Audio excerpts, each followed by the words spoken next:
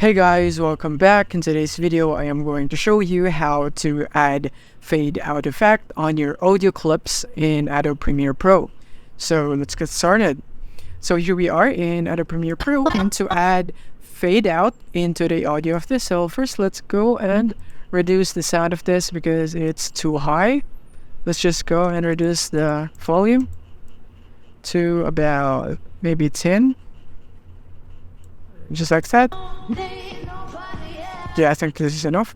So now let's go and add a fade out effect. So you can add it in the beginning or at the end, depending on your choice. So let's add it in the beginning by right clicking at the clip right here at the end of that clip. I mean the beginning of that clip right here.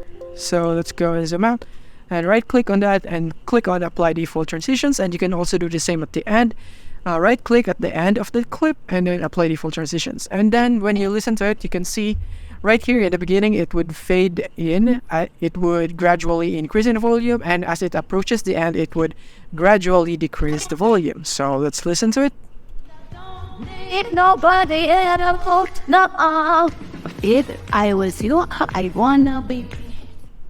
And as you can see, you can observe the gain that is incorporated in that, and also the fade out right here at the end. So that is how you can add a fade out. Or you can also go here in the effects panel and you can go type fade, and you would have some other fade transitions on your audio right here. You have content gain, exponential fade, and so on.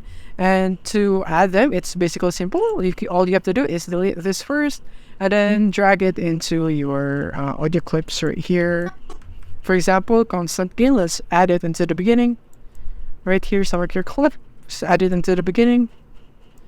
It can't be added. So let's go and try again. Constant gain right here, the clip. And as you can see, we now have the constant gain, and when you listen to it,